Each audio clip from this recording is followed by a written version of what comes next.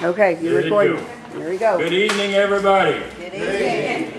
We're beginning a new study on faith for today. It's a 42 lesson study. It carries 7 college hours when you complete both courses. And we're going to get into number 1 tonight. I want to talk about faith just a little bit before we really get into it. Faith is the key that unlocks many of the doors in the Bible. Without faith, you cannot please God. It's impossible to please God without faith. So the importance of faith cannot be overemphasized. I'm going to start reading here and read a little bit as we begin. In order to please God, we must have faith. Hebrews 11:6 says, "But without faith, it is impossible to please Him.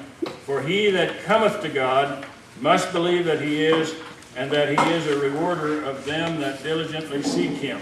Something kind of funny I wanted to tell you. One else said, "Are you aware that sometimes you'll say comma when you're reading this stuff?" And I said, "Yes, I know.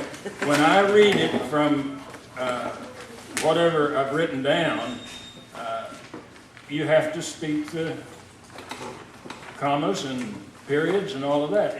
The program I use won't put the Put them in there for you. they Punctuation. won't put it in there unless you say it. So when I come to a comma and I'm writing down from my notes, I say comma. Well, sometimes I get mixed up. Dragon program prints anything I say. And when I'm putting these letters together, I've got to put the punctuation in there. And once in a while, I'll forget and say period or comma when I'm up here teaching. Sorry about that. God has placed within our hands the means whereby faith can be produced. Romans 10:17. So then faith cometh by hearing, and hearing by the word of God. I want to emphasize here, and I'll do it many times through the study, faith comes much quicker when you do the things that it says. Listening to the word of God, hearing pastor preach, hearing someone teach, hearing music that's the word of God brings faith.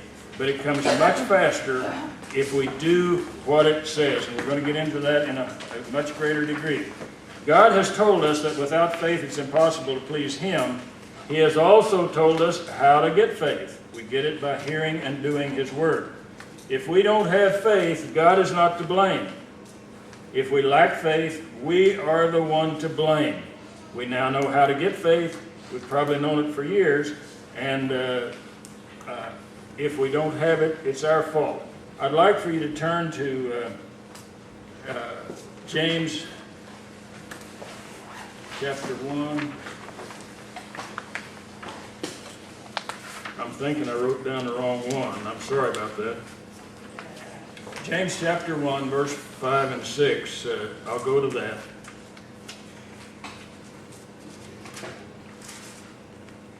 If any of you lack wisdom, let him ask of God that giveth to all men liberally and upbraideth not, and it shall be given unto him.